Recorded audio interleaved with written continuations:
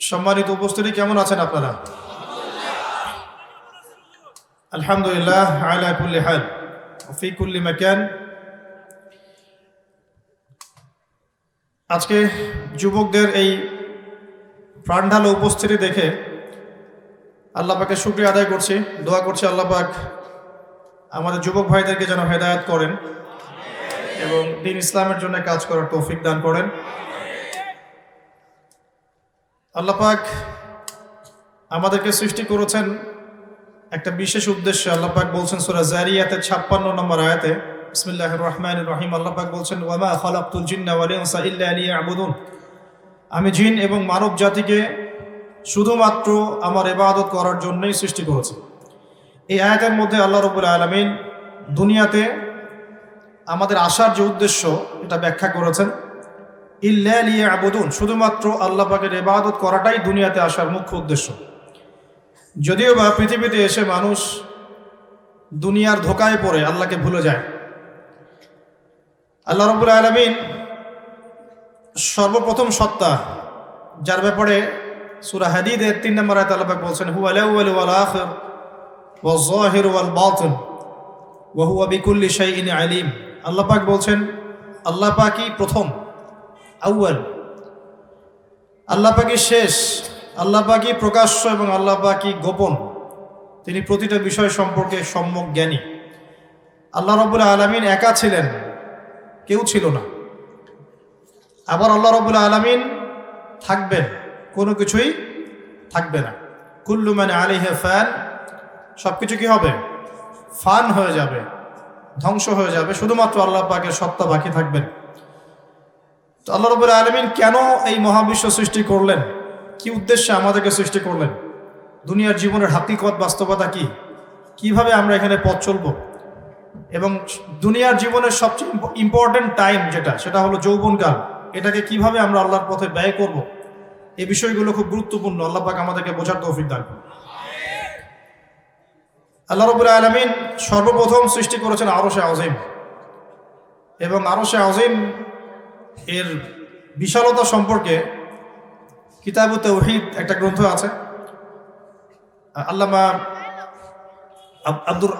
মুহাম্মদ বিন আব্দুল ওয়াহাব রাহিমাহুল্লাহ তার রচিত কিতাবুত তাওহীদ গ্রন্থের শেষের দিকে একটা অধ্যায় আছে, সেখানে এই হাদিসটা পাওয়া যায়। এই বইটা কঠিন বই, একা একা পড়ে বোঝার মতো বই নয়, ওস্তাদ লাগবে। আর দ্বীনি জ্ঞান অর্জন করতে গেলে ওস্তাদ লাগবেই, সবকিছু একা একা অর্জন করা যায় না। সেখানে একটা হাদিস এসেছে যে রাসূলুল্লাহ সাল্লাল্লাহু আলাইহি ওয়াসাল্লাম বলেছেন জমিন এবং আসমান, প্রথম আসমান এর মধ্যে দূরত্ব হচ্ছে 500 বছরের রাস্তা, প্রথম আসমান থেকে দ্বিতীয় আসমানের ডিস্টেন্স হচ্ছে 500 বছরের পথ। এভাবে প্রত্যেকটা আসমানের মধ্যবর্তী দূরত্ব হচ্ছে 500 বছরের পথ। এর উপরে আছে আল্লাহ রাব্বুল আলামিনের কুরসি, ওয়াসিআ কুরসিয়ুহুস সামাওয়াতি ওয়াল আরদ, আল্লাহ পাকের কুরসি আসমান জমিনকে পরিব্যাপ্ত করে রেখেছে। এর উপরে আছে মহাসাগর, যদিও বা বিজ্ঞান বা নাসা এখনো সেগুলো আবিষ্কার করতে পারে না। আর বিজ্ঞান কোনো কিছুকে সত্য বললেই সত্য বলে মেনে নিতে হবে, বিজ্ঞান কোনো কিছুকে মিথ্যা বললেই মিথ্যা বলে মেনে নিতে হবে। এটা ইসলামিক দর্শন নয়, এটা ইসলামিক কনসেপ্ট নয়। বিজ্ঞান আজকে একটা কথা বলে, কালকে আরেকটা কথা বলতে পারে, কিন্তু আল্লাহ পাকের ওহী সবসময় চূড়ান্ত জ্ঞানের কথা বলে। জ্ঞানের চূড়ান্ত উৎস হচ্ছে আল্লাহর ওহী। জ্ঞানের চূড়ান্ত উৎস কি? আল্লাহর ওহী। আল্লাহ পাক সূরা কাহফের 29 নম্বর আয়াতে বলেছেন ওয়াকুলিল হাক্কু মির রাব্বিকুম, হক সেটাই, সত্য সেটাই, সত্য মিথ্যা চূড়ান্ত মানদণ্ড সেটাই যা তোমার রবের পক্ষ থেকে নাজিল হয়। ফামান শাআ ফালিউমিন ওয়া মান শাআ ফালিয়াকফুর, যার ইচ্ছা হয় সে স্বীকার করে নেক, ঈমান নিয়ে আসুক। ওয়া মান শাআ ফালিয়াকফুর, যার ইচ্ছা হয় সে অস্বীকার করুক। ইন্না আ'তাদনা লিযালিমিনা নারান, আমরা অস্বীকারী জালেমদের জন্য আগুন প্রস্তুত করে রেখেছি। সূরা বাকারা আল্লাহ পাক বলেছেন আল হাক্কু মির রাব্বিক, সত্য তোমার রবের পক্ষ থেকে আসে। ফালা তাকুনান্না মিনাল মুমতারিন, তুমি সন্দেহবাদীদের অন্তর্ভুক্ত হও না। তাহলে আমরা বুঝতে পারলাম সত্য মিথ্যা, ন্যায় অন্যায়, হক বাতিলের চূড়ান্ত মানদণ্ড থেকে আসে? আল্লাহর পক্ষ থেকে আসে, যাকে আমরা বলি আল্লাহর ওয়াহী। এই আল্লাহর ওয়াহী জ্ঞান অর্জনের চূড়ান্ত মানদণ্ড। যদিও বা আজকে আমরা দেখছি যে ওহীর জ্ঞানকে পাশ কাটিয়ে আমরা যুক্তি, বিজ্ঞান, দর্শন এগুলোর চর্চা বেশি বাড়িয়ে দিয়েছি, এবং ইসলামের কোনো বিষয়কে মানছি তখনই যখন সেটা যুক্তি, বিজ্ঞান, দর্শনের আওতায় আসছে তখন। এর বাইরে গেলে আমরা মানছি না। এটা একটা কুফরি, এটা একটা শিরকি আকীদা। যেমন বর্তমান পশ্চিমা বিশ্বের এপিস্টেমোলজি হচ্ছে পরীক্ষা নিরীক্ষা পর্যবেক্ষণের মাধ্যমে যা লাভ করা যায় সেটা হলো জ্ঞান। আমরা ওইগুলো শিখেছি ইউনিভার্সিটিতে। কিন্তু আপনি ফেরেশতাদেরকে পরীক্ষা নিরীক্ষা পর্যবেক্ষণে ব্যাখ্যা করতে পারবেন না, রূহ বা আত্মাকে ব্যাখ্যা করতে পারবেন না, কবরের আযাব, জাহান্নামের আগুন, জান্নাত জাহান্নামকে আপনি ব্যাখ্যা করতে পারবেন না। যেহেতু আপনি পরীক্ষাগারে এগুলোকে ব্যাখ্যা করতে পারছেন না, তার মানে এগুলোর অস্তিত্ব নাই এমনটা মনে করে পশ্চিমারা। আর পশ্চিমাদের আদলে যারা চিন্তা করে তারাও একই মতাদর্শ প্রবর্তন করে। এই কারণেই আমরা দেখছি এখন বইপত্রের মধ্যে ডারউইনের মতবাদ চলে আসছে। আর এই মতবাদের কোনো প্রয়োজন ছিল না যদি মানুষ বিশ্বাস করত যে আল্লাহ পাক আদম আলাইহিস সালামকে তার নিজ হাতে সৃষ্টি করেছে। এই কথা যদি মানুষ বিশ্বাস করত তাহলে এই মতবাদের প্রয়োজন ছিল না। ওদের এই মতবাদের প্রয়োজন আছে কেন? কারণ তারা কোনো ঈশ্বরে বিশ্বাস করে না, তারা কোনো আল্লাহ বিশ্বাস করে না। এই কারণে তারা মানুষের সৃষ্টি তত্ত্ব খুঁজতে গিয়ে উদ্ভট কিছু মতবাদ প্রদর্শন করে। আর যারা মুসলিম মুমিন তারা জানে আদম আলাইহিস সালামকে আল্লাহ পাক সৃষ্টি করেছেন নিজ হাতে। তাহলে আমাদের কি এইসব মতবাদের প্রয়োজন আছে? বানর থেকে মানুষ হয়নি। কোরআন বলছে উল্টা কথা। শনিবারের সীমা লঙ্ঘন করার কারণে আল্লাহ পাক এক বনু ইসরাঈলের একটা কওমকে বানর বানিয়ে দিয়েছেন।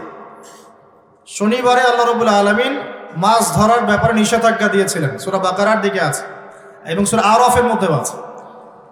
তো তারা মাছ ধরেনি, কিন্তু সেদিন মাছ ধরার ফাঁদ সৃষ্টি করেছিল। অতি চালাক তারা, বনু ইসরাঈল একটু বেশি চালাক। মান্না এবং সালোয়া খেয়েছে তো এই জন্যে। আর বনু ইসরাঈলের দাবিদার যারা, তারা কিন্তু এখন প্যালেস্টাইন দখল করে বসে আছে। খবর আছে? এগুলোর খবর তো আমাদের খুব কম থাকে। আমাদের খবর থাকে যে মানে লোকাল বিষয়গুলো কি হচ্ছে, কোন আলেমের কোন ভুল, কার কোনটা বিষয় নিয়ে সমালোচনা করা যাবে, এগুলোর খবর আমাদের বেশি থাকে। অরিজিনাল এনিমি যারা আমাদের, সারা বিশ্বে আমাদের প্রকৃত শত্রু যারা, এদের ব্যাপারে আমরা খুব একটা ওয়াকিফ না। তারা কি করছে, তাদের প্ল্যান কি, আগামী প্রজেক্টগুলো কি, মুসলিমদের উপর তারা কিভাবে স্টিম রোলার চালাচ্ছে, এগুলো আমরা খুব বেশি আলোচনা করি না। আমরা আমাদের মধ্যেই কথা কাটাকাটি, গীবত, তহমত, সমালোচনা বেশি করে থাকি। জানি না যে আমরা এর মধ্য দিয়ে আসলে কি অ্যাচিভ করছি, আল্লাহ ভালো জানেন। তো তারা এখন প্ল্যান করেছে বাইতুল আকসা যেটা আছে, আকসাটাকে সরিয়ে সেখানে একটা টেম্পল নির্মাণ করা হবে। এটা ওদের প্রজেক্ট এখন। তো এখন আমরা কি করব? কি করব এখন? সবাই চিন্তা করবেন মনে মনে, আপনারা কি করবেন, আমরা কি করব। কেউ তো দোয়াটাও করতে পারে না। মানুষ যে নামাজ একটু দোয়া করবে মুসলিম ভাইদের জন্য, এতটুকুও মন মানসিকতা কাজ করে না। আরো বড় বিষয় তো অনেক দূরের কথা। তবে ইনশাআল্লাহ তাআলা তাদের এই জুলুম চিরস্থায়ী হবে না। অচিরেই পুরো দুনিয়া থেকে তাদের নাম ও নিশান আল্লাহ পাক মিটিয়ে দিবেন ইনশাআল্লাহ। এটা আমরা বলতে পারি কিভাবে? কারণ স্ক্যাটোলজিক্যাল পড়াশোনা করে আমরা দেখেছি যে ঈসা আলাইহিস সালাম পৃথিবীতে প্রত্যাবর্তন করার পরে 40 বছর তার যে শাসন, ন্যায় এবং ইনসাফের শাসন, এটা শেষ না হওয়া পর্যন্ত আল্লাহ পাক কিয়ামত দিবেন না ইনশাআল্লাহ। অতএব সামনে অপেক্ষা করছে একটা সোনালী শাসন, সোনালী সমাজ, সোনালী বিশ্ব। জুলুম থাকবে না বিশ্বে ইনশাআল্লাহ। এটা অনেক পরের কথা। আমাদের কাজ, দায়িত্ব আমরা পরে আলোচনা করব। আগে এখান থেকে আপনাকে একটু বোঝাচ্ছিলাম যে তারা শনিবারের সীমা লঙ্ঘন করেছিল, মাছ ধরে নাই, কিন্তু মাছ ধরার ফাঁদ সৃষ্টি করেছিল। আল্লাহ রাব্বুল আলামিন এই অপরাধের কারণে এই জাতিটাকে আল্লাহ পাক বানর বানিয়ে দিয়েছেন। একদম ঘৃণিত বানর আল্লাহ পাক বানিয়ে দিয়েছেন। তাহলে কোরআন বলছে যে একটা মানুষের জাতিকে বানর বানানো হয়েছে। কোরআন উল্টা কথা বলছে। আর আপনাকে আমাকে এখন শেখাতে বাধ্য করা হচ্ছে যে মানুষ নাকি বানর থেকে হয়েছে। বলি নাউজুবিল্লাহ। কেউ যদি এই মতবাদটা মন থেকে বিশ্বাস করে ফেলে, সে কুফরি করবে, কাফের হয়ে যাবে। সোজা কথা। কেউ যদি এই মতবাদটা বিশ্বাস করে মন থেকে, সে কোরআন অস্বীকারী, কাফের হয়ে যাবে। এর বাইরে কোনো ফতোয়াই নাই, এর বাইরে কোনো মতবাদই নাই, মানে কোনো ফতোয়াই চলবে না এখানে। কেউ যদি বিশ্বাস করে যে আল্লাহ পাক মানুষকে সৃষ্টি করে নাই, মানুষ আগে বানর ছিল, সেখান থেকে আস্তে আস্তে বিবর্তনবাদের মধ্য দিয়ে মানুষ এই আজকের মানুষে পরিণত হয়েছে, কাফের। একদম স্পষ্ট কোরআন এবং হাদিসকে অস্বীকারী। এর বাইরে কোনো ফতোয়াই নাই। এরপরে তাদের এই সীমা লঙ্ঘনের দলিল আমরা এখানে পাচ্ছি। আর আল্লাহ পাক সূরা বাকারার মধ্যে বলছেন এবং সূরা আরাফে বলেছেন যে আল্লাহ পাক আদম আলাইহিস সালামকে সৃষ্টি করেছেন, তারপরে জ্ঞান শিক্ষা দিয়েছেন, ফেরেশতাদেরকে দিয়ে সেজদা করিয়েছেন, জান্নাতে রেখেছেন। জান্নাতে আল্লাহ পাক একটা আদেশ করেছিলেন, ওয়ালা তাকরাবা হাদিহিশ শাজারা, তোমরা দুজন এই গাছের কাছে যাবে না।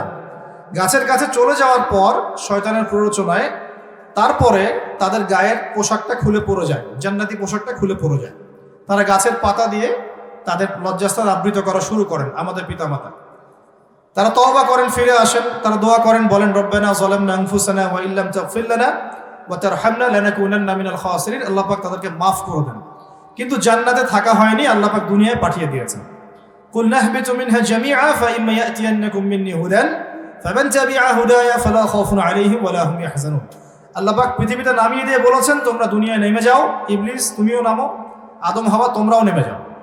দুনিয়াতে নেমে এই দুনিয়ার জীবন চিরস্থায়ী হবে না, এখানে আমার পক্ষ থেকে হেদায়েত আসবে। ফামান তাবিআ হুদায়া, যারা আমার হেদায়েত মেনে চলবে, ফালা খাউফুন আলাইহিম ওয়া লা হুম ইয়াহজানুন, তাদের কোনো ভয়ও থাকবে না, কোনো দুশ্চিন্তাও থাকবে না। তারা আবার সেই জান্নাতে ফিরে আসবে ইনশাআল্লাহ, যেখান থেকে তোমাদেরকে বের করে দেওয়া হয়েছে। আর ওয়াল্লাযীনা কাফারু ওয়া কাযযাবু বিআয়াতিনা, যারা আমার আয়াতকে মিথ্যা প্রতিপন্ন করবে, অস্বীকার করবে, ফাউলাইকা আসহাবুন নার, এরা হচ্ছে জাহান্নামের অধিবাসী, হুম ফিহা খালিদুন, তারা সেখানে চিরস্থায়ী হবে। সহজ সরল দর্শন দিয়ে আল্লাহ পাক দুনিয়াতে নামিয়ে দিয়েছেন। বুঝতে পারলাম যে আমরা বানর থেকে হইনি, আমরা জান্নাত থেকে এসেছি। আমরা কোত্থেকে আসছি ভাই? আমি কি বানিয়ে বললাম না কোরআনে আছে এগুলো? যে কোনো মাযহাবের উলামায়ে কেরামকে জিজ্ঞাসা করেন, এই সূরার আলোকে এগুলোই তারা বলবেন। আমরা আগে কোথায় ছিলাম? জান্নাতে ছিলাম। আমরা পৃথিবীর অধিবাসী নই, আমরা জান্নাতের অধিবাসী ছিলাম। আমাদের পিতামাতা কোথায় ছিল? জান্নাতে। তারপরে সেখান থেকে আল্লাহ পাক আমাদের পিতা এবং মাতাকে পাঠিয়েছেন এই নশ্বর দুনিয়ায়। আর আমাদের চিরস্থায়ী গন্তব্য হচ্ছে জান্নাত। দুনিয়াতে এসেছি কর্মক্ষেত্র, আল্লাহ পাক পরীক্ষা নিচ্ছেন। এখানে একটা কথা আমি বলতে চাই, অনেকে একটা প্রশ্ন করেন যে শয়তান কিভাবে আমাদের পিতামাতাকে প্ররোচিত করলো, কেন আমাদের পিতামাতা এই ভুলটা করে ফেললেন? এর উত্তরটা আপনি পাবেন সূরা তাহার মধ্যে। কোন সূরায়? শয়তান একটা বিশাল ট্র্যাপ সৃষ্টি করেছিল এবং সে একদিনে ওয়াসওয়াসা দেয়নি, বারংবার দিয়েছে। ট্র্যাপটা ছিল এই, শয়তান বলেছিল আমাদের পিতামাতাকে, ইয়া আদম, হে আদম, হাল আদুল্লুকা, আমি কি তোমাকে জানিয়ে দিব, আলা শাজারাতিল খুলদি ওয়া মুলকিন লা ইয়াবলা।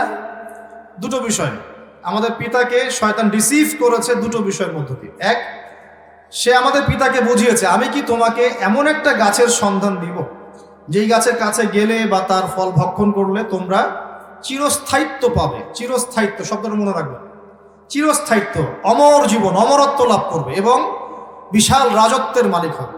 দুটো বিষয়, রাজত্ব, আরেকটা কি? অমরত্ব। একটু কেয়ারফুল থাকেন, দুনিয়াতে যত মানুষ আল্লাহ থেকে দূরে চলে যায়, তাদের দূরে চলে যাওয়ার পিছনে এই দুটো কারণের একটা কাজ করবে। হয় চিরস্থায়িত্বের আশা, দুনিয়ার জীবনের মোহ, এই দুনিয়ার মোহ, চিরস্থায়িত্বের আশা, আরেকটা হচ্ছে ক্ষমতার দাপট। এই দুটো জিনিসের মধ্য দিয়ে মানুষ বিভ্রান্ত হয়েছে এই দুনিয়াতে যুগে যুগে।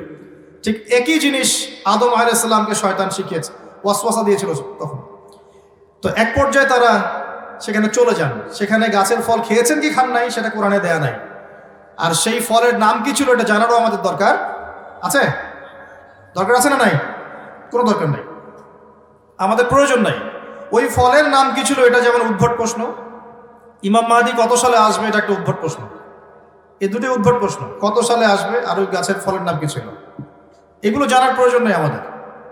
আমরা জানি তিনি আসবেন যখন মুসলিমদের অবস্থা খারাপ হবে। অবস্থা আস্তে আস্তে খারাপই হয়েছে এবং হচ্ছে। আর আমরা জানি তিনি ফল খেয়েছিলেন বা গাছের কাছে গিয়েছিলেন, কোন গাছ কি ফল সেগুলো আমাদের জানার বিষয় না। বিষয়টা হচ্ছে শয়তান কি প্রলোভনটা দিয়েছিল। একটা হচ্ছে চিরস্থায়িত্বের প্রলোভন, আরেকটা হচ্ছে কি বলেন? ক্ষমতা। কিসের ক্ষমতা? আরেকটা জায়গা আছে, তোমরা ফেরেশতা হয়ে যাবে, তোমরা ফেরেশতা হয়ে যাবে, মানুষ থেকে ফেরেশতা হয়ে যাবে। এই তিনটা বিষয়। তো যখনই তারা গাছের কাছে চলে যান তখন একটা বিশাল ঘটনা ঘটেছে। এই ঘটনাটা বলার পরে আমি সামনে যাচ্ছি। আল্লাহ পাক বলছেন, ফালাম্মা যাকাশ শাজারা, যখন আদম এবং হাওয়া আলাইহিমুস সালাম তারা গাছের কাছে চলে গেলেন, তখন কি হলো? বাদাত লাহুমা সাওআতুহুমা, তাদের যে পোশাক ছিল জান্নাতের পোশাক, এই পোশাকটা গা থেকে খুলে পড়ে গেল। এবং তারা জান্নাতের পাতাগুলোকে ছিঁড়ে ছিঁড়ে লজ্জাস্থান আবৃত করা শুরু করলেন। এখানে খেয়াল করেন, আল্লাহ পাক এই ঘটনার পরে আপনাকে আমাকে বলছেন, ইয়া বানি আদম, হে বনু আদম, হে আমাদেরকে বলছেন, হে আদম সন্তান, লা ইয়াফতিনান্নাকুমুশ শাইতান, শয়তান যেন তোমাদেরকে ফিতনায় ফেলতে না পারে, কামা আখরাজা আবাওয়াইকুম মিনাল জান্নাহ, যেমন করে শয়তান তোমাদের পিতামাতাকে জান্নাত থেকে বের করে দিয়েছে। শুধু বের করে নাই, ইয়ানজিউ আনহুমা লিবাসাহুমা, শয়তান তোমাদের পিতামাতার লেবাস খুলে ফেলেছিল। এখানে খেয়াল করেন, শয়তান আমাদের পিতামাতার লেবাস খুলে ফেলেছে এবং আল্লাহ পাক আমাদেরকে সতর্ক করছেন, শয়তান তোমাদের পিতামাতার সাথে যা করেছে তোমাদের সাথে যেন এমন ফিতনা সৃষ্টি করতে না পারে। এখন দুনিয়াতে, এই যে দুনিয়ার জীবনে বর্তমান প্রেক্ষাপটে এসে একটু দেখেন যে আমরা কিন্তু এখন অশ্লীলতা, পর্নোগ্রাফি, জেনা, নগ্নতা, কাপড় খুলে ফেলার সংস্কৃতির দিকে ধাবিত হচ্ছে। খেয়াল করেছেন কি? তাহলে যারা আল্লাহর বান্দাদের গা থেকে কাপড় খুলে ফেলে, এদের মধ্যে ফ্রি মিক্সিং, জেনা, ব্যভিচার, পর্ন, নোংরামি, অশ্লীলতা ছড়িয়ে দেওয়ার চেষ্টা করছে, এরা কার এজেন্ডা দুনিয়ায় বাস্তবায়ন করছে? প্রমাণ করতে পারলাম কি? শয়তান যে কাজটা জান্নাতে করেছে আমাদের পিতামাতার সাথে, তার এজেন্ডা সেই কাজটা করছে এখন আল্লাহর জমিনে মুসলিমদের সাথে। এমন সভ্যতাকে আমরা ফলো করছি যে সভ্যতার মধ্যে সমকামিতা জায়েজ, পশ্চিমা সভ্যতা, সমকামিতা জায়েজ, এবং তার ছোঁয়া এখন বাংলাদেশের মতো কান্ট্রিতেও পড়েছে। ছেলে ছেলের প্রতি আকর্ষিত হচ্ছে, মেয়ে মেয়েকে বিয়ে করছে। হচ্ছে কি হচ্ছে না? আপনারা তো খবর রাখেন কিনা জানি না, তবে তাদের সংগঠনও আছে। তাদের কি আছে? সংগঠনও আছে, ফ্ল্যাগ আছে, ফ্ল্যাগ, রেইনবো ফ্ল্যাগ, যেখানে রংধনু 7 রং দেওয়া আছে। আপনারা হয়তো এগুলো কতটুকু জানেন আমি জানি না। তারা নির্দিষ্ট একটা দিনে আবার একত্রিত হয়, জাস্ট লাইক অ্যাজ কনফারেন্স, এরকমও হয়। তো ওই পশ্চিমা সভ্যতার ছোঁয়া এখন মুসলিম কান্ট্রিগুলোর মধ্যে লেগেছে। কোরআনের মধ্যে কি সমকামিতার কথা আছে কি নাই? আছে না নাই? সমকামিতার কথা কোরআনে নাই? কোন কম সমকামী ছিল? কোন কম? কওমে লূত। আচ্ছা, লূত আলাইহিস সালাম যে কওমের মধ্যে গিয়েছিলেন, সেই কওমের মানুষরা ছেলে ছেলেতে জেনা করতে বলি নাউজুবিল্লাহ। আল্লাহ পাক সেই কওমকে কি শাস্তি দিয়েছেন? আল্লাহ রাব্বুল আলামিন সেই কওমটাকে উপরে উঠিয়ে পাথর নিক্ষেপ করে আবার মাটিতে ধসিয়ে দিয়েছেন। জর্ডান, যেটা জর্ডানের নাম শুনেছেন? জর্ডান, জর্ডানের একটা সাগর আছে, ডেড সি, যেটাকে বলে মৃত সাগর। এই জায়গায় এই কওমটা থাকতো, যেই সাগরে কোনো কিছু ডোবে না, সব ভেসে থাকে। এখানে আল্লাহর গজব পড়েছিল। তো এই সভ্যতার সাথে যারা সম্পৃক্ত, এই সভ্যতার ছোঁয়া এখন আস্তে আস্তে মুসলিম কান্ট্রির মধ্যে চলে আসছে। সমকামিতা বাড়ছে দিন দিন। নবী সাল্লাল্লাহু আলাইহি ওয়াসাল্লাম কিন্তু সতর্ক করেছিলেন যে আমি আমার উম্মতের মধ্যে যে বিষয়গুলোতে ভয় পাই, তার মধ্যে এটা একটা, যে আমার উম্মতের মধ্যে সমকামিতা ছড়িয়ে পড়বে, ছড়িয়ে পড়ছে। কোনো কোনো ক্ষেত্রে আমরা এগুলোকে প্রমোট করা শুরু করেছি। এমন কিছু মানুষকে জ্ঞান শিক্ষা দিচ্ছে যারা সমকামিতার পক্ষে পোস্ট দেয়। এমন কিছু মানুষকে জ্ঞান শিক্ষা দিচ্ছে এখন, যারা এই নোংরামি, বেহায়াপনার পক্ষে সাফাই গাওয়ার চেষ্টা করে। আল্লাহ রাব্বুল আলামিন আমাদের সবাইকে পবিত্র থাকার তৌফিক দান করুন। জিনা পশ্চিমাদের অন্যতম একটা এজেন্ডা, জিনা, সবখানেই জিনা। জিনা ওদের মধ্যে এত বেশি ফ্রি যে কোনো কোনো ক্ষেত্রে ভাই বোনের সাথেও জিনা করে এরা। এবং বহু রিপোর্ট দেখে, লস্ট মডেস্ট্রি একটা বই আছে, মুক্ত বাতাসের খোঁজে, পড়ে দেখতে পারেন, যে বাবা, সৎ বাবার হাতে যে কত মেয়ে ধর্ষিত হয়েছে পশ্চিমা সভ্যতায়, তার পরিসংখ্যান দেয়া আছে। মেয়েরাই রিপোর্ট করে এগুলো। ওখানে চাইল্ড অ্যাবিউজিং বেশি, বাচ্চা মেয়েদেরকে অ্যাবিউজ করা হয়, সেক্সুয়ালি হ্যারাস করা হয়, যৌন হয়রানি করা হয়। ওখানে সেক্সটা ফ্রি, আপনি চাইলেই হোটেলে করতে পারেন। মাদকটা উন্মুক্ত করতে পারেন। পর্নোগ্রাফি একটা ইন্ডাস্ট্রি, পর্নোগ্রাফি একটা আলাদা ইন্ডাস্ট্রি ওদের। এটা খারাপ কিছু না, ওদের কাছে একটা ইন্ডাস্ট্রি। যেমন বলিউড হলিউড আছে, এরকম পর্নোগ্রাফি একটা ইন্ডাস্ট্রি, যেখান থেকে প্রায় $72 বিলিয়ন ব্যবসা তারা করে সারা বিশ্বে। তো এই জিনিসগুলো কি মুসলিমদের কালচার, মুসলিমদের সভ্যতা, আমাদের সংস্কৃতি, আমাদের কোরআন সুন্নাহর সাথে কোনো সম্পর্ক আছে? তাহলে মুসলিম কান্ট্রিগুলোর মধ্যে এগুলো আস্তে আস্তে বাড়ছে কেন?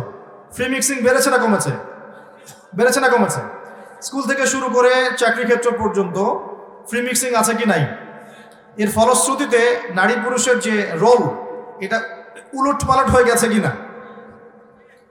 এর মধ্য দিয়ে অবৈধ সম্পর্ক বেড়েছে, হারাম সম্পর্ক বেড়েছে, জেনা বেড়েছে, কোনো কোনো ক্ষেত্রে ধর্ষণও বেড়েছে, এতে করে পরিবারের যে ভাঙনটা, ব্যালেন্সটা, পরিবারের ব্যালেন্সটা কিন্তু ভেঙে গেছে।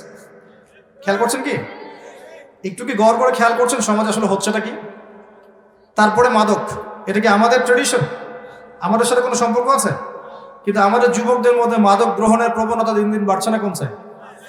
অনেক আইন করা হচ্ছে, রেট দেওয়া হচ্ছে, শাস্তির আওতায় আনা হচ্ছে, তারপরেও কেন বাড়ছে? কারণটা কি? আমি আপনাকে কয়েকটা কারণ ফাইন্ড আউট করে দিই। সলিউশনের দায়িত্ব আপনাদের, কারণ আমাদের দায়িত্ব এতটুকুই, ফাযাক্কিরিন নামে একটা মুযাক্কির, কারণ এর বেশি কিছু করার ক্ষমতা আমাদের কাছে নাই। যুবকরা এমনি এমনি মাদকে যাচ্ছে না। প্রথম একটা কারণ হচ্ছে পরিবারের মধ্যে পিতামাতার মধ্যে সম্পর্কের অবনতি। পিতামাতার সম্পর্ক যখন অবনতি ঘটে, পরিবারের ঝগড়া ফাসাদ বেশি হয়। এরকম পরিবারের সন্তানরা একটু উগ্র হয়ে যায়, মাদকের সাথে এডিক্টেড হয়ে যায়। মাদকের এডিক্টেড হওয়ার অন্যতম কারণ হচ্ছে যে ছোটবেলা থেকে পিতামাতা স্নেহ মমতা না পাওয়া, কোনো কোনো ক্ষেত্রে পারিবারিক সাপোর্টের অভাবে এবং পিতামাতার রুড বিহেভিয়ার কারণে সন্তানরা উগ্র হয়ে যাচ্ছে দিন দিন। এখন ফ্যামিলিস্ট রেভলিউশন বেড়েছে, মেয়েরা এখন চাকরি বাকরি অনেক কিছুতে ব্যস্ত বেশি। এই কারণে কোনো কোনো ক্ষেত্রে দেখা যায় বাচ্চাকে মানুষ করতে বেবি সিটার লাগে বা কাজের বুয়ার প্রয়োজন হয়। তো যে সন্তানরা কাজের বুয়ার কাছে মানুষ হয় তারা কিন্তু পিতামাতার ওই মমতাটা পায় না, তখন সে বড় হয় একটা উগ্র মেজাজ নিয়ে। এই ছেলেদেরকে খারাপ পথে নিয়ে যাওয়াটা শয়তানের জন্য সহজ। কথাগুলো কি বুঝতে পারছেন? খুব বেশি কঠিন হচ্ছে নাকি? আচ্ছা, আমি তো ইয়াংদেরকে মনে করি তারা বুদ্ধিদীপ্ত, এই জন্য আমি একটু স্কেলটা বাড়ানোর চেষ্টা করছি। আরো কঠিন হবে ইনশাআল্লাহ সামনে। আচ্ছা, এক নাম্বার কি বললাম? পারিবারিক আপোষের হৃদ্যতার অভাব। আরেকটা বলেছি পরিবার থেকে সাপোর্টের অভাব, পরিবারের পিতামাতার কাছ থেকে পর্যাপ্ত সাপোর্টের অভাব, ভালোবাসার অভাব। ভালোবাসা দিয়ে যদি সন্তান মানুষ করা যায়, সেই সন্তান কখনো খারাপ পথে যায় না। দুটো এক্সাম্পল দেব আপনাকে। উমর রাদিয়াল্লাহু আনহু নাম শুনেছেন তো? তিনি কি একটু কঠোর মানুষ ছিলেন কিনা? আচ্ছা, তিনি যখন ছোট বা ইয়াং ছিলেন তখন তার বাবা তাকে খুব কঠোরতার সাথে মানুষ করেছিলেন।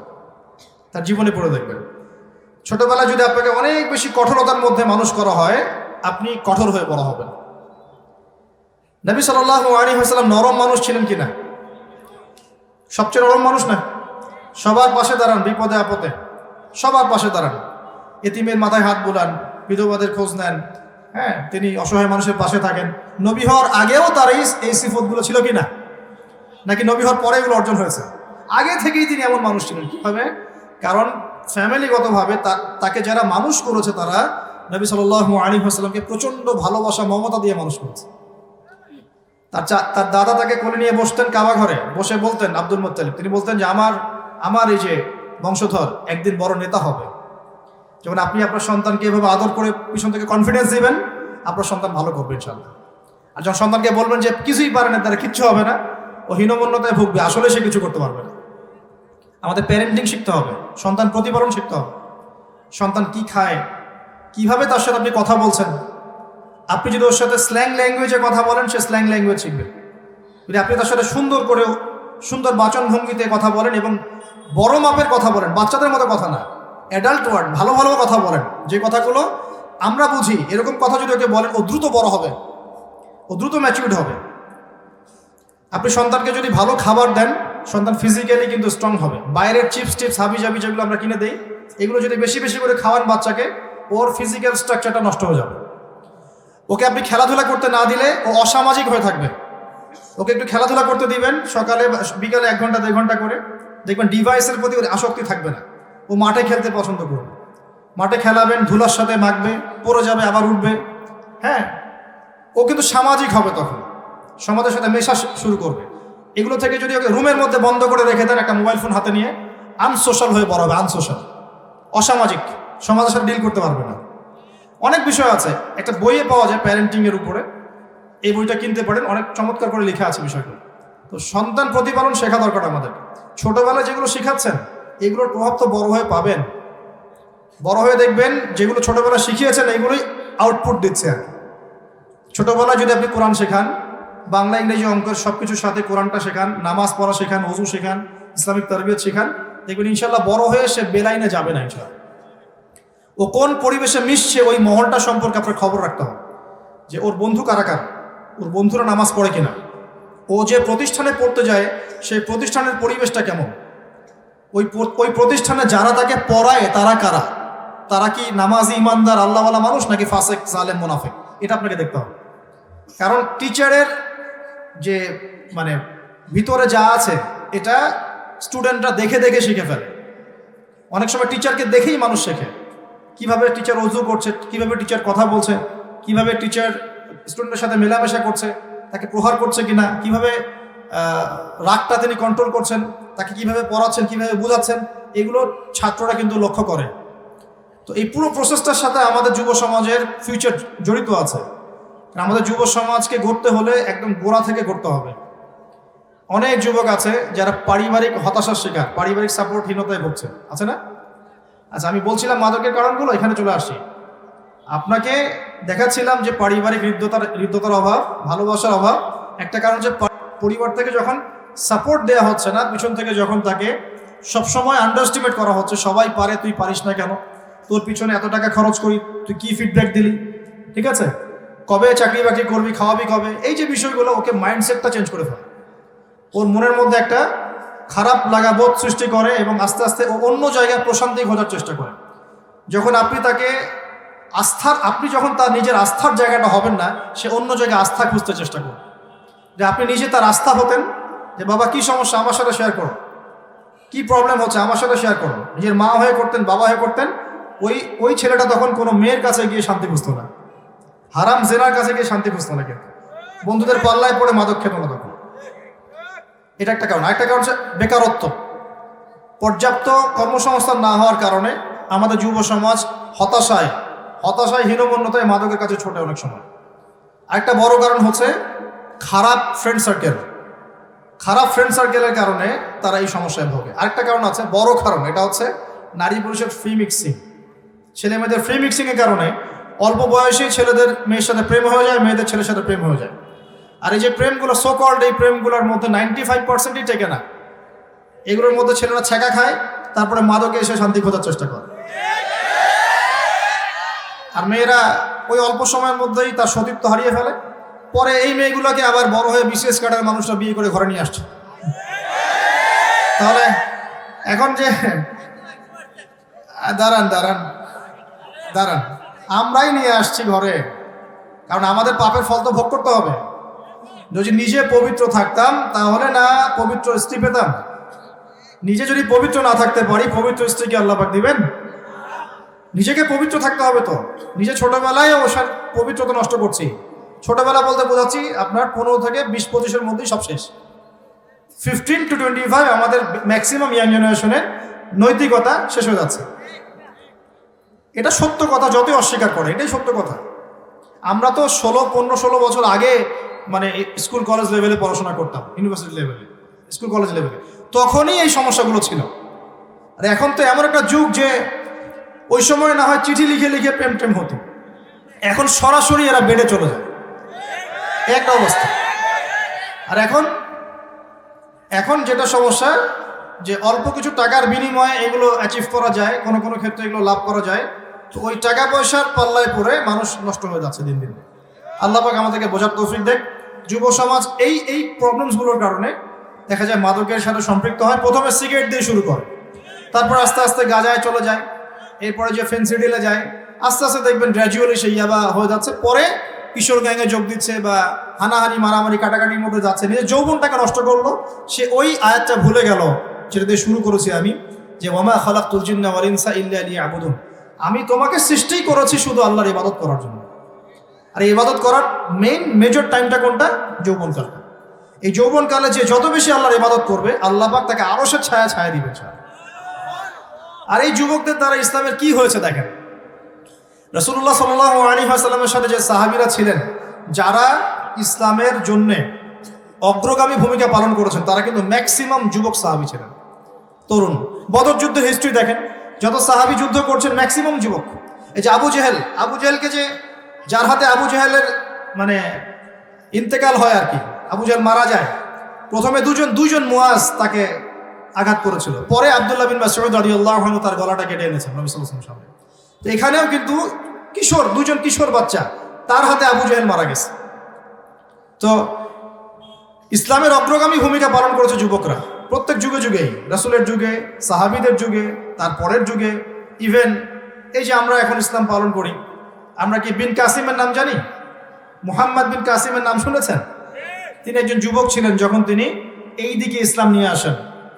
আমরা কি তারেক বিন জিয়াদের নাম শুনেছি, পরিচিত আছি? আমাদের জেনারেশন অবশ্য মেসি নেইমারের নাম জানে, এই নামগুলো তারা খুব একটা জানে না। এটা আমি জানি, সবাই জানে না, অল্প কিছু মানুষই জানে। মুসআব বিন উমায়ের নাম শুনেছেন কখনো? আলেম ওলামা ছাড়া বেশিরভাগই কিন্তু হয়তো জানেন না। মুসআব বিন উমায়ের ইসলামের ইতিহাসের প্রথম দায়ী মানে মোবাল্লিগ, ইসলামের দাওয়াতি কাজ করার জন্য আল্লাহ রাসূল তাকে মক্কা থেকে মদিনায় পাঠিয়েছিলেন। তার দাওয়াতে মদিনার ৭৫টা পরিবার ইসলাম কবুল করেছিল, এবং এই ৭৫টা পরিবার পরে রাসূল সাল্লাল্লাহু আলাইহি ওয়াসাল্লামের কাছে এসে বায়াতে আকাবায়ে কুবরায় বায়াত করে যান। এরপর হিজরতের পটভূমি তৈরি হয়, নবীজি হিজরত করেন মদিনায়। কত বড় ভূমিকা পালন করেছেন মুসআব বিন উমাইর রাদিয়াল্লাহু আনহু। এই সাহাবী প্রচন্ড দামি সুগন্ধি ব্যবহার করতেন, অনেক বিত্তশালী ছিলেন, ঠিক আছে? ইসলাম কবুল করার পরে তার অবস্থা কি হয়েছে দেখেন। উহুদের যুদ্ধে এই সাহাবী শহীদ হয়েছেন, এবং তাকে দাফন করার জন্য কাপড় পাওয়া যাচ্ছিল না, ইখজির নামক ঘাস দিয়ে তাকে দাফন করা হয়েছে। এই হলো মুসআব বিন উমাইর রাদিয়াল্লাহু আনহুর শাহাদাতের ঘটনা।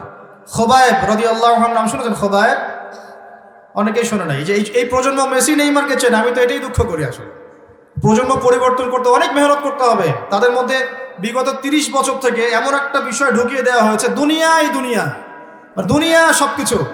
একটা চাকরি করতে হবে, তোমাকে একটা বাড়ি করতে হবে, তোমাকে একটা জব দরকার, তোমাকে একটা ডিগ্রি সার্টিফিকেট দরকার। দিন, ইসলাম, নামাজ, রোজা, ইসলামের দাওয়াতি কাজ, আমর বিল মারুফ, নাহি আনিল মুনকার, দ্বীনের ইকামত, পরে এগুলো, আগে দুনিয়া। এই কনসেপ্টটাকে থ্রো করা হয়েছে বিগত 10-20 বছর থেকে, 30 ইয়ার্স থেকে, লাস্ট 30 ইয়ার্স। এই লাস্ট 30 ইয়ার্সের প্রজন্ম এখন যেটা ফিডব্যাক পাচ্ছেন সেটা হচ্ছে এরা সরাসরি আল্লাহকে অস্বীকার করে না ঠিকই, কিন্তু আল্লাহ থেকে অনেক দূরে অবস্থান করে। সরাসরি আল্লাহকে অস্বীকার করে না, কিন্তু ঘুরিয়ে ফিরিয়ে অস্বীকার করে। আর এখন যে প্রোপাগান্ডাগুলো চলছে শিক্ষার মধ্য দিয়ে, এর মধ্য দিয়ে বিগত আগামী 30 বছর যদি এভাবে চলতে থাকে, তাহলে এমন একটা প্রজন্ম আসবে যে আল্লাহকে চিনবেই না। এটাই হবে। এটা ভবিষ্যৎবাণী না, এটা দূরদর্শিতা, বাসিরা। খিদির আলাইহিস সালাম বলেছিলেন নৌকা ফুটা করছে এই কারণেই, নাহলে ফুটা না করলে ওটা চুরি হয়ে যাবে। এই মেহনত, এই বস্তুবাদী জ্ঞান চর্চার মেহনতের ফলে এখন একটা প্রজন্ম এসেছে যারা পরকালকে পরে গুরুত্ব দেয়, দুনিয়াকে আগে গুরুত্ব দেয়। যদি এখন আরো বেশি বস্তুবাদী আমরা হই, তাহলে বিগত আরো 10-20 বছর পর দেখবেন একটা প্রজন্ম আসবে, আল্লাহ না করুক, যারা সরাসরি আল্লাহকে অস্বীকার করবে। বলবে আমরা তো ছোটবেলায় শিখেছি বানর থেকে মানুষ হয়েছে, কোথায় আল্লাহ আদমকে সৃষ্টি করছেন, তারাই কথা বলা শুরু করবে। ছোটবেলায় পড়েছে তো বইয়ের মধ্যে, এখন কি হবে? তো প্রিয় ভাইরা, যৌবনকালটা আপনার জীবনের সবচেয়ে ভাইটাল টাইম। এই টাইমটাকে গার্লফ্রেন্ডের পিছনে, মাদকের পিছনে, পর্নোগ্রাফির পিছনে, এই যে হানাহানি মারামারির পিছনে বা অহেতুক সময় নষ্টের পিছনে ব্যয় করবেন না। আজকে আপনারা যুবকরা অনেকে এসেছেন বলে আমি এই টপিকটা একটু আবার রিভিউ করছি আপনাদের জন্য। ইনশাআল্লাহ আমার জীবনে কাজে দিয়েছে, আপনার জীবনে কাজে দিবে ইনশাআল্লাহ। কি করতে হবে? শুধু বাসায় গিয়ে চোখ বন্ধ করে একটা ফিকির করবেন আজকের লেকচার সফল হয়ে যাবে ইনশাআল্লাহ যদি এই একটা কাজ আপনারা করতে পারেন। পারবেন তো ইনশাআল্লাহ? ওয়াদা করছেন তো ইনশাআল্লাহ? ঘুমানোর আগে সুন্দর করে ওযু করে বসবেন, পড়ার টেবিলে বসবেন। টেবিলে বসে বলবেন যে আদনান ভাই তো লেকচার দিয়ে গেছে, একটা কথা বলে গেল, কথাটা মনে ধরছে, এটা নিয়ে একটু ভাববেন। স্মার্টফোনটা তখন বন্ধ করে রাখবেন, স্মার্টফোনটা বন্ধ রাখবেন। ওই ফোন থাকলে কিন্তু ভাবতে পারবেন না। এই ফোনটা ভাবার ক্ষমতা নষ্ট করে দিয়েছে। মানুষ ভাবতে পারে, স্ক্রল করতে থাকে। আর যা ভার্চুয়াল জগতে দেখে তার পিছনে ছুটতে শুরু করে, চিল কান নিয়েছে মতো আর কি। সত্য মিথ্যা যাচাই করার প্রয়োজন নাই, যেটা দেখবে সেটাই লাইক, শেয়ার, কমেন্ট। তো এটা বন্ধ করে স্থিরভাবে বসবেন এবং এই হাদিসটা মাথায় নেবেন। কোনটা? আমাদের মায়ের গর্ভে আমরা যখন ছিলাম, তখন 4 মাস 10 দিন যখন আমাদের বয়সটা ছিল, আলাক ছিলাম, আলাক, রক্তের বা মাংসের টুকরা। আল্লাহর পক্ষ থেকে ফেরেশতা এসেছিলেন, এসে রূহ বা আত্মাটা ফুঁকে দিয়েছেন এবং 4টা বিষয় লিখে দিয়েছেন। 1 নাম্বার লিখে দিয়েছেন যে আমরা কতদিন বাঁচবো, 1 হায়াত কত হবে। 2 লিখে দিয়েছেন আমাদের রিজিক কি হবে, আমরা দুনিয়ায় কি রিজিক পাবো। 3 নাম্বার লিখে দিয়েছেন যে আমরা কি আমল দুনিয়াতে করব। আর 4 নাম্বার আল্লাহ পাক লিখে দিয়েছেন আমরা সৌভাগ্যবান হব না দুর্ভাগ্যবান হব। এই 4টা বিষয় লেখা হয়ে গেছে। পরিবর্তন হবে না। বরকত হতে পারে, হায়াতে বরকত হতে পারে, রিজিকে বরকত হতে পারে, পরিবর্তন নাই। এখন মনে করেন, ভাববেন কি বসে বসে, মনে করেন যে আপনার বয়স 50 বছর হায়াত আপনার আছে ইন টোটাল। মনে করেন ফর এক্সাম্পল 60ও হতে পারে, 70ও হতে পারে, 20ও হতে পারে, 30ও হতে পারে, 40ও হতে পারে। কেউ জানে? কেউ জানে? আচ্ছা, মনে করেন ধরে নেন যে 60 বছর। এখন আপনি দেখছেন যে আপনি এই 60 বছরের মধ্যে 30 বছর অলরেডি পার করে ফেলেছেন, বা কারো 20 বছর, কারো 25 বছর চলে গেছে কিনা। কারো যদি 60 থাকে তাহলে 55 হয়ে গেছে অনেকের, হয়েছে কি হয় নাই? তার মানে চলে গেছেন, ইচ্ছায় হোক অনিচ্ছায় হোক, নদীর স্রোতের মতো, সাগরের ঢেউয়ের মতো এটা চলে গেছে, আমরা কিন্তু আটকাতে পারি নাই। সূর্য উঠেছে ডুবেছে, উঠেছে ডুবেছে, এই যে টাইম ঘড়ি ঘুরছে ঘুরছে ঘুরছে, আমরা কিন্তু কেউ আটকাতে পারবো না। পারবো না। এখন একটু চিন্তা করে দেখবেন, এই 30 বছর যে চলে গেল, আপনি কি 30 পারা কোরআন একবার পড়ে দেখেছেন কিনা? আপনি কি ভাববেন, প্রশ্ন করবেন, নিজেকে প্রশ্ন করবেন, আমি কি 30 দিন নামাজ পড়েছি জামাতের সাথে? আমি কি 30 পারা কোরআন পড়ে দেখেছি একবারও? আমি কি অর্থসহ কোরআনটা একবার পড়েছি? আমি কি নবীজির 30টা হাদিস জানি? আমি কি 30টা মাসলা মাসাইল জানি? ঠিক আছে, আমি কি 30টা রমজানের রোজা রেখেছি? কখনো সবগুলো রোজা রেখেছি কিনা? আমি কি নবীর জীবনী পড়ে দেখেছি কিনা? আমি কি 30 জন সাহাবীর নাম জানি কিনা? ইত্যাদি বেসিক কিছু প্রশ্ন আপনি নিজেকে করবেন। যদি উত্তর খুঁজে পান আলহামদুলিল্লাহ, আমি দোয়া করি যেন আপনি উত্তর খুঁজেই পান। যদি উত্তর খুঁজে না পান তাহলে আবার প্রশ্ন করবেন, এই 30 বছরে আপনি কি পাপ করেছেন? এই 30 বছরে আপনি শিরকের পাপ করেছেন কিনা, বেদাতের আমল করেছেন কিনা, হারাম খেয়েছেন কিনা, এই 30 বছরে জেনা করেছেন কিনা, মাদক খেয়েছেন কিনা, অন্যের হক নষ্ট করেছেন কিনা, কাউকে গালিগালাজ করেছেন কিনা, কারো গীবত করেছেন কিনা, কাউকে মিথ্যা অপবাদ দিয়েছেন কিনা, কাউকে আঘাত করেছেন কিনা, অন্যায়ভাবে কাউকে হত্যা করেছেন কিনা, কারোর প্রতি জুলুম করেছেন কিনা, একদম লিস্ট আপ করবেন। এখন নিঃসন্দেহে কিছু পাপ তো থাকবেই নাকি? এখন দুটো অপশন আপনার সামনে, এক, যেভাবে জীবনটা চলেছে এভাবেই চলতে থাকবে, আরেকটা অপশন হচ্ছে আজকেই আপনি তওবা করে ফিরে আসবেন। কোনটা বেছে নেবেন? তওবা করে ফিরে আসতে হয় তাহলে সুন্দর করে গিয়ে ওযু করবেন, ওযু করে জায়নামাজে দাঁড়িয়ে 2 রাকাত নফল নামাজ পড়বেন, নামাজ পড়ে আল্লাহর কাছে নিজের চোখের পানি ঢেলে দিয়ে এই সমস্ত বিষয় বলা শুরু করবেন। যদি এটা বলতে আরবি দিয়ে বলতে না পারেন, কমপক্ষে বাংলায় বলবেন। কমপক্ষে এতটুকু বলবেন, রব্বিগফির ওয়ারহাম ওয়া আনতা খায়রুর রাহিমিন। বলবেন আস্তাগফিরুল্লাহাল্লাযী লা ইলাহা ইল্লা হুয়াল হাইয়ুল কাইয়্যুম ওয়া আতুবু ইলাইহি। অথবা বলবেন আল্লাহুম্মা ইন্নী যালামতু নাফসি যুলমান কাসীরান ফাগফিরলি মাগফিরাতাম মিন ইনদিকা ওয়ারহামনি ইন্নাকা আনতাল গফুরুর রহিম। অথবা সাইয়্যিদুল ইস্তিগফার পড়তে পারেন, অথবা এটাও পড়তে পারেন আল্লাহুম্মা গফিরলি মা কদ্দামতু ওয়া মা আখারতু ওয়া মা আসরারতু ওয়া মা আ'লানতু ওয়া মা আনতা আ'লামু বিহি মিন্নি আনতাল মুকদ্দিমু ওয়া আনতাল মুআখির ওয়া আনতা আলা কুল্লি শাইইন কাদির। হিসনুল মুসলিম বইয়ের মধ্যে সবগুলো দোয়া দেয়া আছে। এটার অ্যাপস পাওয়া যায়, অ্যাপসের মধ্যেও পাবেন, প্লে স্টোরে আছে। এই দোয়াগুলো করে আপনি যদি আল্লাহর কাছে নিজের ভুল স্বীকার করেন, ক্ষমা প্রার্থনা করেন এবং আগামী দিনে আর কোনো গুনায় লিপ্ত না হওয়ার প্রত্যয় ব্যক্ত করেন, চিন্তা করেন আল্লাহ আমাকে তুমি তৌফিক দাও, ক্ষমা করে দাও এবং আমাকে জ্ঞান অর্জনের তৌফিক দাও, বেশি আমলের তৌফিক দাও, তাসকি আত্মশুদ্ধি অর্জন করার তৌফিক দাও, দিনের দাওয়াতি কাজ করার তৌফিক দাও এবং তোমার দিনটাকে তোমার জমিনে প্রতিষ্ঠা করার তৌফিক আল্লাহ আমাকে দান করো। এমন দোয়া করে যদি প্রত্যয় ব্যক্ত করতে পারেন, ইনশাআল্লাহ আল্লাহ পাক বলেছেন সূরা ফুরকানের শেষের দিকে আল্লাহ বলছেন ইল্লা মান তাবা, সে ব্যক্তির কথা ভিন্ন যে তওবা করে ফিরে আসে, ওয়া আমানা ওয়া আমিলা আমালান সলিহান, যে ঈমান নিয়ে আসে এবং বেশি বেশি সৎ আমল করা শুরু করে। আল্লাহ বলেন উলাইকা ইউবাদদিলুল্লাহু সাইয়্যাতিহিম হাসানাত, এরা সেই সব মানুষ যাদের সমস্ত গুনাহগুলোকে আল্লাহ পাক নেকি দিয়ে পরিবর্তন করে দেবেন ইনশাআল্লাহ। আল্লাহ পাক শুধু গুনাহ মাফ করে দিবেন তাই বলেন নাই, বলেছেন নেকি দিয়ে কি করবেন? পরিবর্তন করে দিবেন। প্রিয় যুবক ভাই, এই ইয়াং এজে যদি আমরা আল্লাহর দিনের জন্য কিছু করতে চাই, এটাই হচ্ছে সবচেয়ে ভাইটাল টাইম।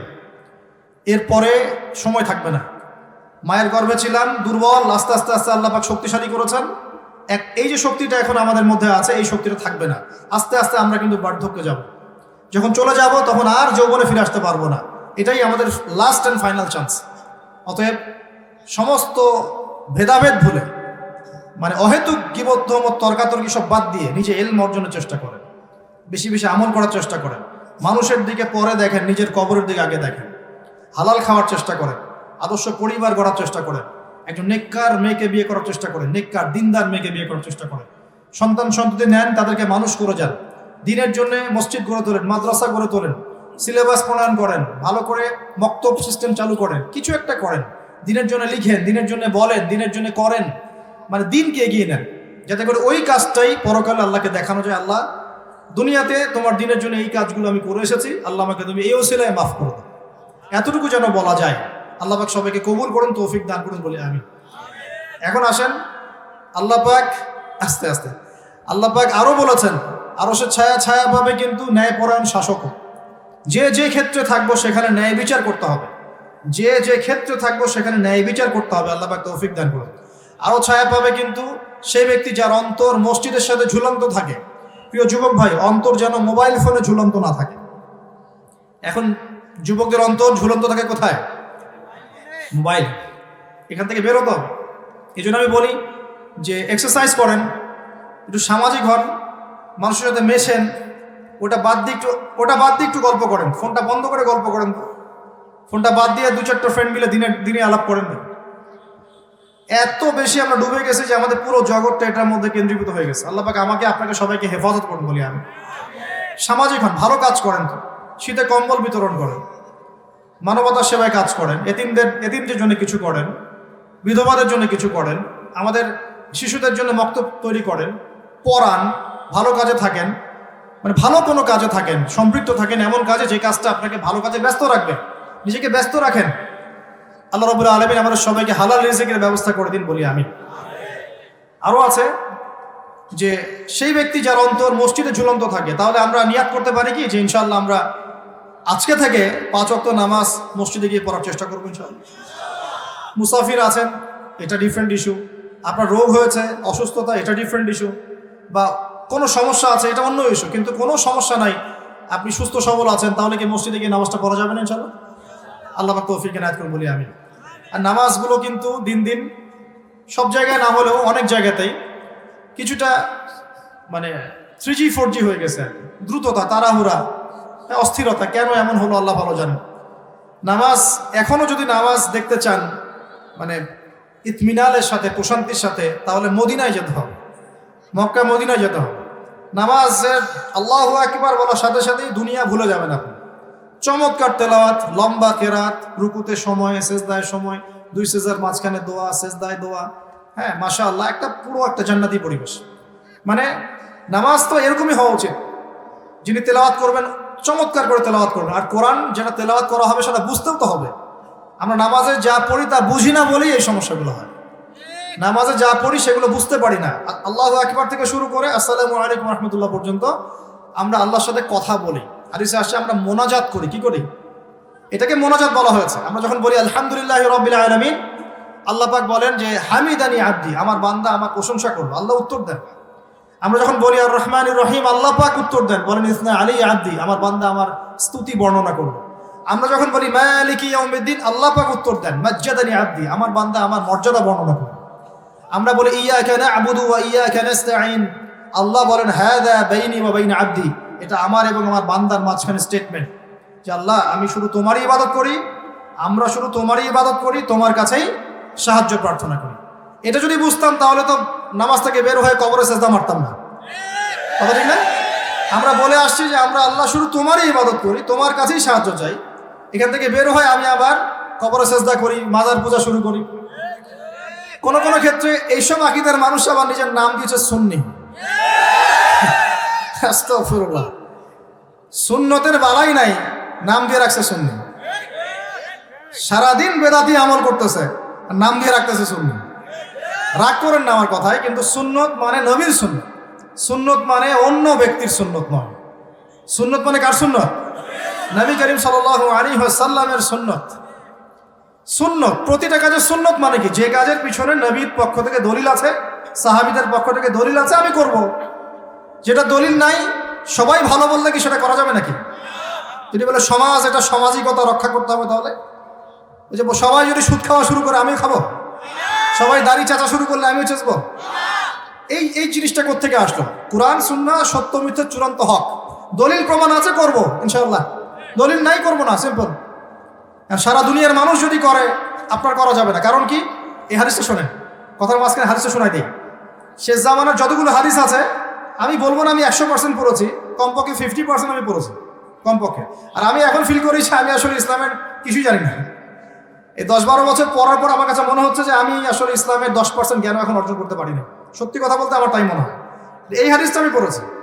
নবীজি বলেছেন তোমাদের সামনে কঠিন সবরের একটা জামানা আসতেছে সামনে, মানে সাহাবীদের যুগে এটা ছিল না, তোমাদের সামনে আসতেছে, মানে শেষের দিকে আসতেছে জামানা সবরিন। ওই জামানায় ইমান ধরে রাখাটা হাতে আগুন ধরে রাখার মতো হবে। ওই জামানায় যদি আমার সুন্নতের উপর কেউ দৃঢ় থাকতে পারে, অটল থাকতে পারে, সে 50 জন শহীদ সাহাবী নাকি পাবে। আমরা কি নবীর কাছ থেকে পুরস্কার নিব, আল্লাহর কাছ থেকে পুরস্কার নিব, নাকি মানুষের কাছ থেকে? সুন্নতে থাকলে ইনশাআল্লাহ কবরে উত্তর দেওয়া যাবে তিনি আমার নবী। যে নবী সুন্নত ফলো করে না সে কখনো উত্তর দিতে পারবে না যে মান নবী, তোমার নবীকে, মান হাযা রাজুল বুইসা ফীকুম, এটা উত্তর সে দিতে পারবে না। সুন্নতে না থাকলে হাউজে কাউসারের পানিও সে পাবে না। সহিহ বুখারীতে হাদিস আসছে যে নবী সাল্লাল্লাহু আলাইহি ওয়াসাল্লাম বলেছেন আমি হাউজে কাউসারের কাছে আগে যাব, মানুষ আমার সামনে দিয়ে অতিক্রম করতে শুরু করবে, আমি মান মাররা আলিয়া শারিবা, যে আমার সামনে দিয়ে যাবে তাকে সে পানি পান করবে, হাউজে কাউসারের পানি। একবার পান করলে আপনি কখনো পিপাসার্ত হবেন না, মধুর চেয়ে মিষ্টি, দুধের চেয়ে সাদা। নবীজি বলছেন সুম্মা ইউহালু বাইনি ওয়া বাইনাহুম, এরপর আমার এবং আমার উম্মতের মাঝখানে হঠাৎ একটা পর্দা পড়ে যাবে, হঠাৎ পর্দা। তখন আমি বলবো ইন্নাহুম মিন্নি, এরা তো আমার উম্মত, কেন পর্দা পড়ে গেল? নবীজিকে বলা হবে ইন্নাকা লা তাদরি মা আহদাসু বা'দাক, আপনি জানেন না আপনার ইন্তেকালের পর এরা কত নতুন নতুন বেদাতি আমল চালু করেছে। নবীজি তখন বলবেন সুখান সুখান লিমা নায়ারা বাদি, তোমরা দূর হয়ে যাও, যারা আমার পরে দিনকে পরিবর্তন করেছো এরা এখান থেকে দূর হয়ে যাও। নবী তাড়িয়ে দিবেন, নবী বুকে টেনে নেবেন না, নবী তাড়িয়ে দিবেন। অতএব যে আমলটা করব এর পিছনে নবীর দলিল আছে কিনা, সাহাবীদের পক্ষে দলিল আছে কিনা আমাকে দেখতে হবে। যদি দেখা যায় দলিল প্রমাণ আছে করবো ইনশাআল্লাহ, দলিল প্রমাণ নাই ছেড়ে দেওয়া হবে, এটাই সুন্নাত।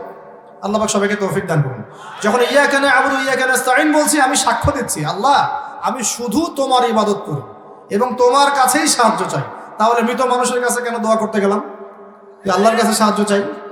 তারপরে বলছি ইহদিনাস সিরাতাল মুস্তাকিম, আল্লাহ আমাকে সরল পথ দেখাও। সরল পথ কয়টা হয়? একটা না দুইটা? তো এতগুলো পথ হলো কেন আমাদের মধ্যে? এবার বলেন উত্তর দেন। এখন তো পথগুলোকে এক জায়গায় আনা যাচ্ছে না, যাচ্ছে কি? কঠিন। কিন্তু পথ তো একটা হবে। কয়টা হবে? মা আনা আলাইহি ওয়া আসহাবি, আমি যার উপরে আছি আমার সাহাবীরা যার উপরে আছেন। দেখেন এখানে কিছু কথা আপনাকে বলবো, একটু ধৈর্য ধরেন। এখানে একটা বিষয় খেয়াল করেন, নবীজি বলছেন ইন্না বানু ইসরাঈল তাফাররাকাত আলা 72 মিল্লাহ, বনু ইসরাঈল জাতি 72 দলে ভাগ হয়েছে। ওয়া তাফতারিক উম্মতি আলা 73 মিল্লাহ, আর আমার উম্মত বিভক্ত হয়ে যাবে 73 দলে। কত দলে? কুল্লুহুম ফিন্নার, নবীজি বলছেন প্রত্যেকটা দলই জাহান্নামে যাবে। বলেন নাউযুবিল্লাহ। প্রত্যেকটা দল কোথায় যাবে? কুল্লুহুম মানে কি? কুল্লু মানে কি? ওই শোনেন নাই কুল্লু বিদআতিন দালালা, প্রত্যেক বিদআত ভ্রষ্টতা, শুনেছেন না? কুল্লুহুম ফিন্নার, সবাই জাহান্নামে ইল্লা মিল্লাতান ওয়াহিদা, একটা মাত্র মিল্লাত বাদ দিয়ে। সাহাবীরা বলেন কিলা ইয়া রাসূল ইয়া মান হিয়া ইয়া রাসূলুল্লাহ, তারা কারা হে আল্লাহর রাসূল সাল্লাল্লাহু আলাইহি ওয়াসাল্লাম? তিনি বলেন মা আনা আলাইহি ওয়া আসহাবি আল ইয়াউমা, আল ইয়াউমা শব্দটাও আছে, আজকের দিনে আমি আর আমার সাহাবীরা যার উপরে আছে। 1400 বছর আগে নবী সাল্লাল্লাহু আলাইহি ওয়াসাল্লাম সাহাবীরা যে আকীদা আদর্শ মানহাজে ছিলেন সেটাই চূড়ান্ত, এর বাইরে কোনো কিছু নাই। এখন আসেন এরপরে কি হয়েছে। এরপরে এখন কিছু মানুষ বলছে যে নবী সাল্লাল্লাহু আলাইহি ওয়াসাল্লাম শেষ নবী না, আরো নবী আসতে পারে। তাহলে এটা কি আহলুস সুন্নাহ ওয়াল জামার মধ্যে আছে?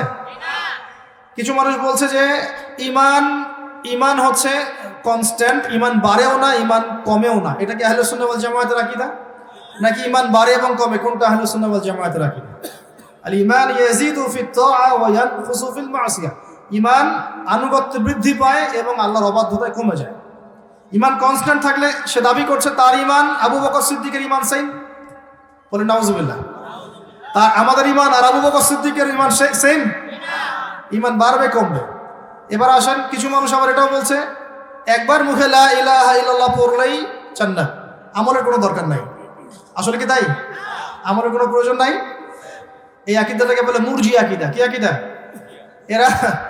এরা মানে সব তরকারিতেই চলে, গোলালু মার্কা, মানে সব তরকারিতে চলে। নিজের গায়ে বিপদ আসবে এমন কোনো কথাও তারা বলতে যাবে না, এমন কোনো কাজও করতে যাবে না যে নিজের গায়ে কোনো বিপদ চলে আসে।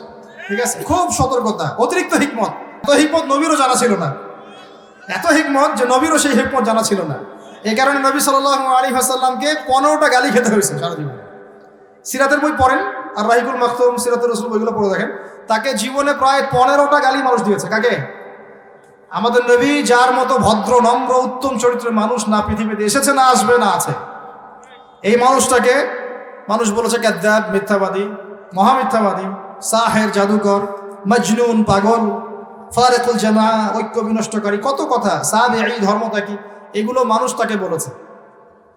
কিন্তু এই মানুষগুলো কিন্তু নবী হওয়ার আগে আমাদের নবীজিকে বলতো as-সাদিক আল-আমিন, মহাসত্যবাদী এবং সাদিক এবং বিশ্বস্ত আল-আমিন। নবী হওয়ার পর যখনই তিনি লা ইলাহা ইল্লাল্লাহ দাওয়াত দেওয়া শুরু করেছেন, সৎ কাজে আদেশের সাথে অসৎ কাজে নিষেধ শুরু করেছেন, ব্যাস সমাজের লোকজন উল্টা পথে চলা শুরু করেছে। এটা যুগে যুগে সুন্নাত, প্রত্যেক যুগে একই সিস্টেম। নূহ আলাইহিস সালামের সময় একই সিস্টেম ছিল, একই সুন্নাত। আজ যদি সামুদ, যদি ইব্রাহিম, কওমে মাদিয়ান, হ্যাঁ, মুসা আলাইহিস সালামের কওম, ঈসা আলাইহিস সালামের কওম, সব ক্ষেত্রে দাউদ, সুলাইমান, একই সিস্টেম। যখনই আপনি পরিপূর্ণ ইসলাম নিয়ে কথা বলবেন, কাজ করার চেষ্টা করবেন, তখন সবার এটা মনোভূত হবে না। এটাই স্বাভাবিক। বাধা আসবে চতুর্দিক থেকে, সমালোচনা হবে চতুর্দিক থেকে, কিন্তু প্রশংসায় কান দেওয়ার প্রয়োজন নাই, সমালোচনায় কান দেওয়ার প্রয়োজন নাই। গন্তব্য ফিক্স করে অদম্য গতিতে গন্তব্যের দিকে ছুটবেন ইনশাআল্লাহ। এবং এই পুরো জিনিসটা কার জন্য? ইন্না সলাতি ওয়া নুসুকি ওয়া মাহইয়ায়া ওয়া মামাতি, কার জন্য? লিল্লাহি রাব্বিল আলামিন। অতএব কে প্রশংসা করলো দেখারও সময় নাই, কে সমালোচনা করছে এটা শোনারও সময় নেই। হ্যাঁ, তবে সমালোচনা শুনতে হয় মাঝে মাঝে, এবং নিজের উপর সেটাকে ইনপুট করে দেখতে হয় যে সত্যি সেই ভুলটা আমার মধ্যে আছে কিনা। যদি থেকে থাকে তাহলে সংশোধন করতে হবে, তাহলে আপনি আরো পরিশুদ্ধ হবেন ইনশাআল্লাহ। এরকম মানসিকতা থাকলে আরো আল্লাহ পাক আপনার মর্যাদা বাড়িয়ে দিবেন ইনশাআল্লাহ। আল্লাহ পাক সবাইকে পরিশুদ্ধ অন্তর লালন করে তৌফিক দান করুন বলি আমি।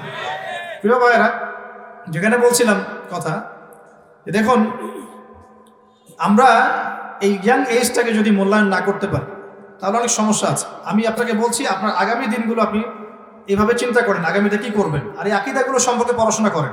কিছু মানুষ সেটাও বলেছে কবিরা গুনাহ করলে মানুষ কাফের হয়ে যায়, এটা কিন্তু সঠিক আকীদা নয়, এটাকে খাওয়ারাজি আকীদা বলে। একটা আকীদা আছে, কিছু মানুষ বলেছে যে যুক্তি বিজ্ঞান দর্শনের মানদণ্ডে কোরআন হাদিস মানতে হবে, এটা একটা মুতাজিলা আকীদা, এটাকে মুতাজিলা আকীদা বলা হয়।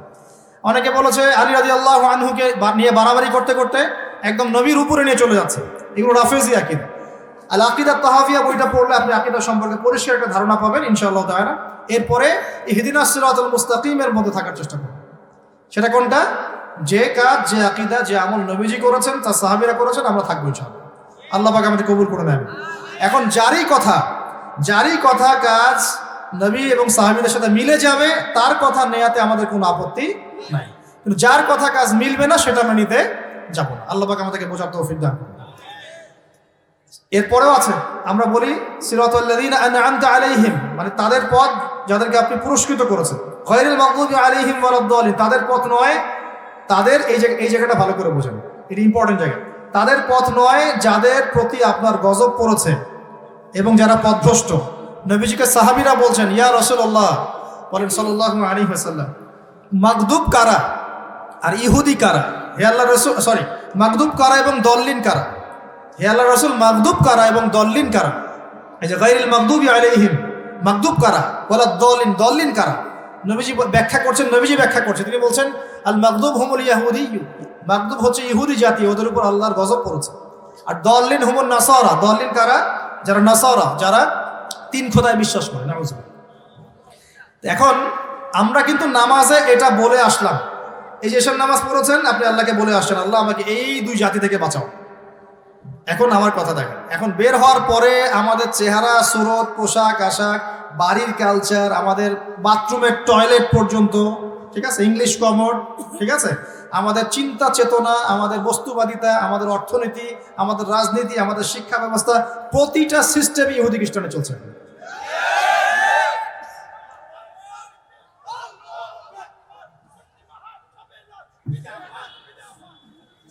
শাবাশ। আমরা নামাজে বলে আসলাম না যে মাগদুবদের পথ থেকে বাঁচান। আমি দেখাচ্ছি, আমাদের পরিবারগুলোর বিয়ে শুরু হয় ওদের সভ্যতা দিয়ে, ওদের সংস্কৃতি দিয়ে। এই যে আপনি গায়ে হলুদ করছেন, কাদের সংস্কৃতি? ওখানে গায়ের মাহারামে এসে আপনার বউকে যে মাখায় যায়, হলুদ মাখায় যায়, যায় না? যায়। আবার আপনাকে হলুদ মাখায় যাচ্ছে আপনার গায়ের মাহারাম, অমুক প্রতিবেশী, অমুক ভাবি। বিয়ের তো শুরুটাই হচ্ছে হারাম দিয়ে, ঢাক ঢোল বাজতেছে, এখানে ডিজে হচ্ছে, তো শুরুটাই তো হলো হারাম দিয়ে। তারপরে পরিবারে দেখবেন কালচার, আপনার রুটিন, আপনার এই যে সংস্কৃতি, মিডিয়াগুলো যেগুলো আপনি দেখছেন সবগুলো ম্যাক্সিমামই সংস্কৃতিগুলো কার? ওদেরই। পোশাক আশাক থেকে শুরু করে তামাদ্দুন তাহজিব সব কিছুই, তাহজিব তামাদ্দুন সব। আপনার অর্থনৈতিক সিস্টেম সুদভিত্তিক, ওদের দেওয়া অর্থনৈতিক সিস্টেম, পলিটিক্যাল সিস্টেমে যতগুলো মতামত আছে ম্যাক্সিমাম ওদের থেকে নেয়। এগুলো আমাদের মতামত নয়। I am very sorry to say, কিন্তু এটা আমাদের মতামত নয়। এর এটা চলছে, এটা কি করবেন? ঈসা আলাইহিস সালাম আসা পর্যন্ত অপেক্ষা করতে হবে নাকি? ইমাম মাহদী আসা পর্যন্ত অপেক্ষা করতে হবে? আচ্ছা, সামনে যান। এই যে আপনার আকীদাগত বিষয়গুলো, এই বস্তুবাদিতা, দুনিয়া মোহ, হ্যাঁ, বাড়ি গাড়ি স্ট্যাটাস করতে হবে, এই মাদকের কথা বলছিলাম একটু আগে, পর্নোগ্রাফি, ফ্রি মিক্সিং, জেনা, পতিতাবৃত্তি, যতগুলো জিনিস চলছে আর কি সমাজে, দেখবেন আমরা কিন্তু এগুলো ধার করে নিয়ে আসতেছি ওই দিক থেকে। এমনকি আমাদের এপিস্টেমোলজি বা জীবন পরিবর্তন হওয়ার জন্য এতটুকু যথেষ্ট হচ্ছে।